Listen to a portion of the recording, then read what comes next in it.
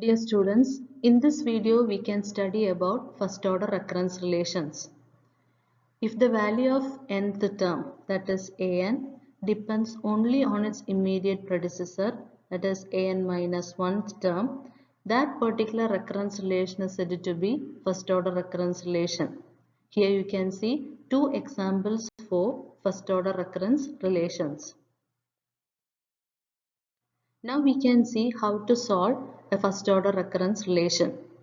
The values such as a0 or a1 given in the recurrence relations are called boundary conditions. If you are having a recurrence relation of the form n equal to d into an minus 1 where n is greater than or equal to 0 and d is a constant, then its solution is given by n is equal to a into d raised to n and n is greater than or equal to 0. Here a represents first term of the given recurrence relation. Suppose we have to solve a recurrence relation an equal to 7 into an minus 1 where n is greater than or equal to 0 and a2 is equal to 98. Here an is of the form n equal to d into an minus 1. D can be identified as 7. To solve this particular recurrence relation, we need to find a0. Solution steps are given here. Please go through the solution. Now we have to consider the given recurrence relation an equal to 2 into an minus 1 minus an minus 2 for n is equal to 2, 3, 4. We have to find whether an is equal to 3n is a solution for the given recurrence relation. Here we have to prove that right hand side is also equal to 3n. Then we can say that an is equal to 3n is a solution of the given recurrence relation. Given recurrence relation is a recurrence relation of order 2. Proof is given here. Please go through that. Now we can see what is meant by a linear recurrence relation. If each AR term of the recurrence relation is raised to power 1 and there is no product term such as AR into AS, then that type of recurrence relations are called linear recurrence relations. Two examples are given here. In the first example, if you check, you can see that power of each an term is equal to 1. So this is a linear recurrence relation. In the second example, power of an minus 1th term is 2. So second one is not a linear recurrence relation. Now we can understand what is meant by homogeneous and non-homogeneous recurrence relation. In a given recurrence relation, if you are moving all an terms to the left hand side, if you are getting a 0 on the right hand side, that is a homogeneous recurrence relation. Otherwise, it is non-homogeneous.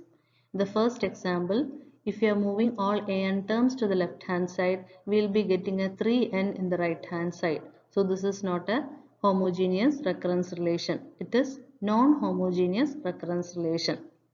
The second example, if you are moving all an terms to the left hand side, we will be getting 0 in the right hand side.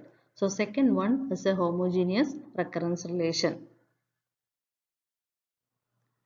Here two examples are given. First one is not a linear recurrence relation because there is a product of an terms. Second one is a non-homogeneous recurrence relation because if you are moving all an terms to the left hand side, we will be getting 1 in the right hand side. Now we can consider a sample problem based on first order recurrence relation. Suppose a person deposits $10,000 in savings account. The bank yields 5% compound interest annually. We have to find out how much money will be in his account after 30 years. Normally, if you are given a problem like this, you will be using the equation of compound interest to find out the value after amount after 30 years. This is the equation that you will use. Now we will see how to solve the same problem using recurrence relation.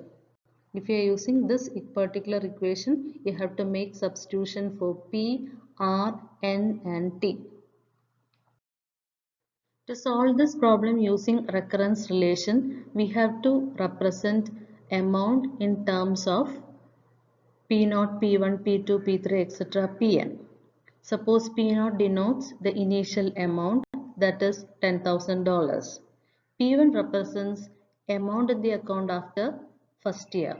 P2 denotes the amount in the account after second year. Like that it goes, and we have to find out amount in the account after 30 years, which is denoted as P30. Let Pn denote the amount in the account after n years. So to find Pn, you have to find an equation in terms of Pn minus 1. P1 can be obtained as 1.05 into P0 because bank calculates compound interest at the end of every year at 5% interest. So P1 is equal to 1.05 into P0.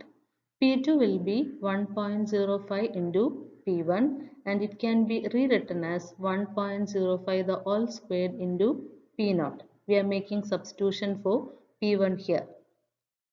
P3 can be computed as 1.05 the all cube into P0. Then Pn can be computed as 1.05 the all raised to n into P0. N is replaced with 30 and P0 is replaced with 10,000. Then we will be getting amount in the account after 30 years as $43,219. That means $10,000 will become $43,219 after 30 years.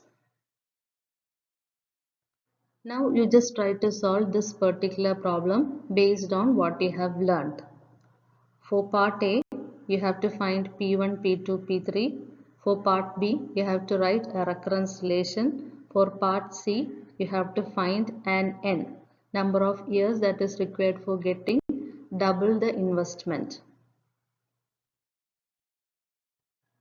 For third part, you need this particular step. Suppose you are having an equation like this, 8 is equal to 2 raised to n. To find n, log of 8 should be divided by log of 2, which you can take from your calculator. 9 is equal to 3 raised to n. To get the value of n, log 9 should be divided by log 3. Both the values can be obtained from calculator. Answer is given here. Check your answers with what is given here. Thank you.